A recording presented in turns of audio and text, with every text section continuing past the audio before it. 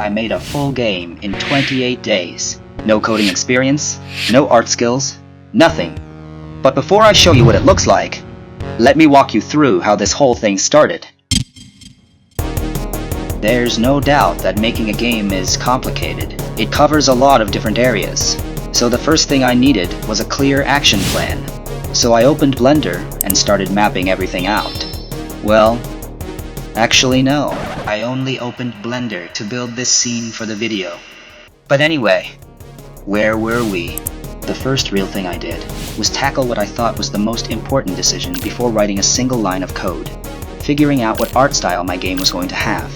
Because this isn't a small decision. The visual style you pick shapes everything that comes after. How long it takes, what tools you need, whether you can pull it off solo or not.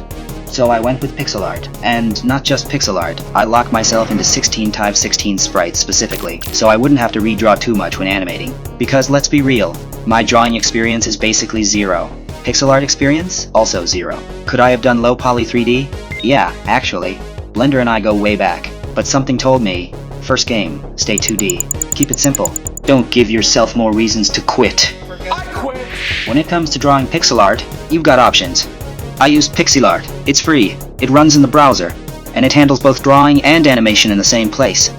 First thing I needed was a player character. I had two ideas on the table, a robot or an alien.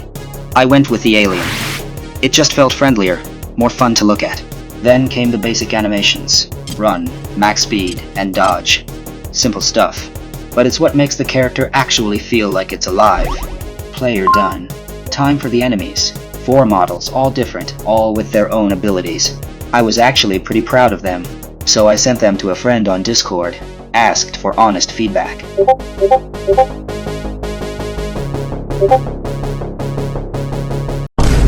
Well, maybe I exaggerated a little there. He was actually super supportive, and told me I was heading in the right direction. But honestly, I still wasn't fully happy with how they looked. At the same time, I couldn't expect amazing results from a skill I had literally just started learning. So I just told myself, relax, it's your first game.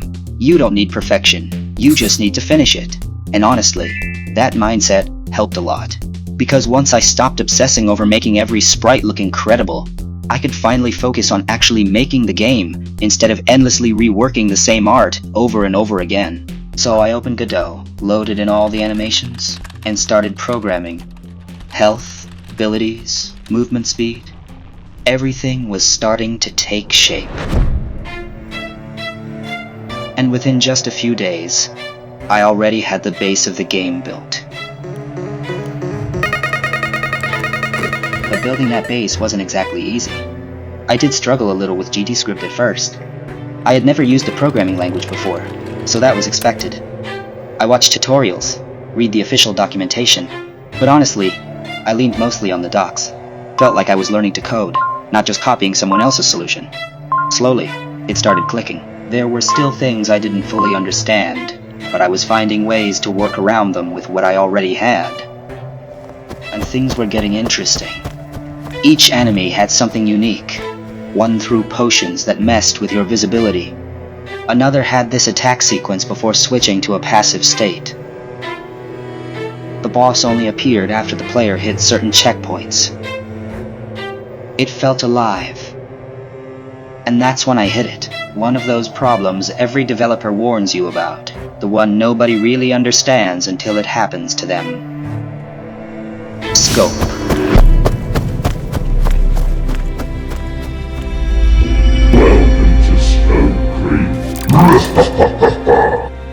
The idea of constantly perfecting the game and adding new mechanics started slowing everything down. See? I had planned to finish this game in 2 weeks. Because at my current level, I figured, the faster I finish my first project and move on to the next one, the faster I'd actually grow. Working across different projects would expand my skills way more than spending months obsessing over one. And at first, I was following the plan. But then scope creep started showing up.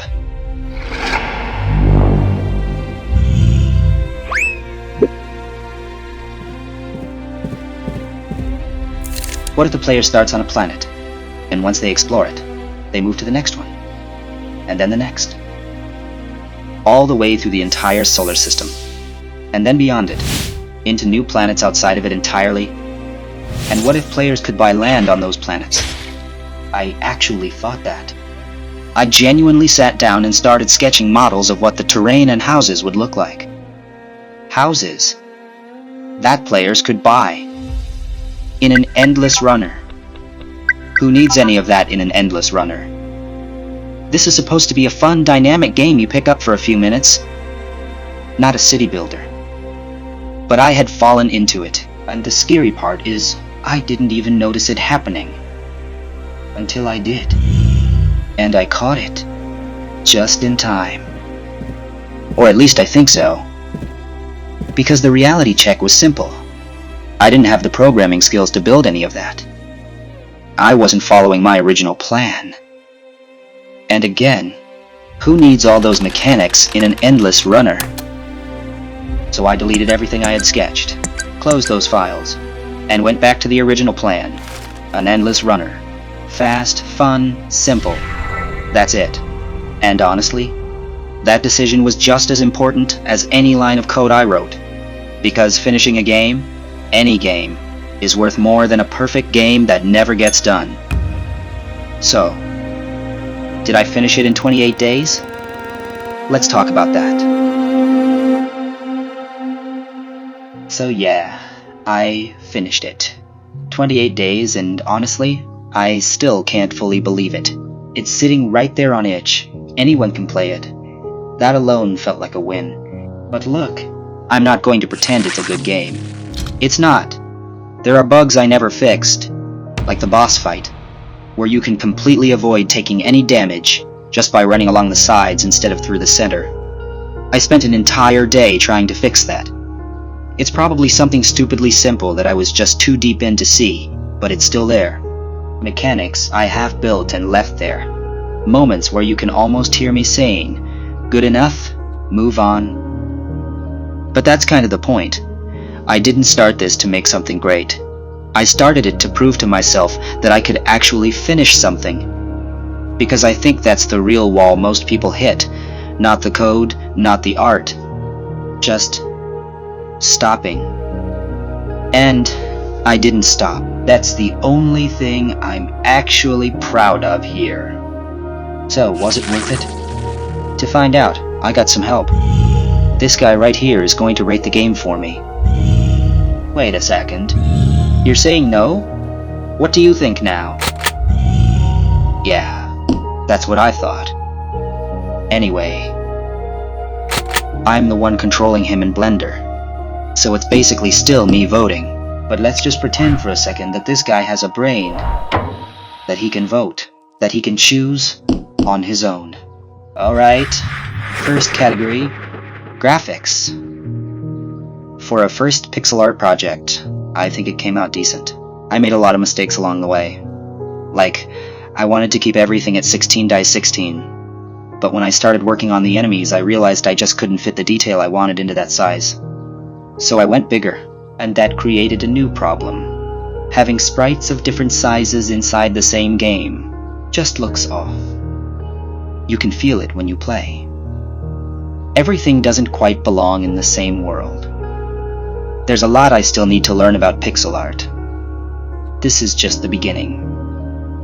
But for a first attempt, I think it holds up.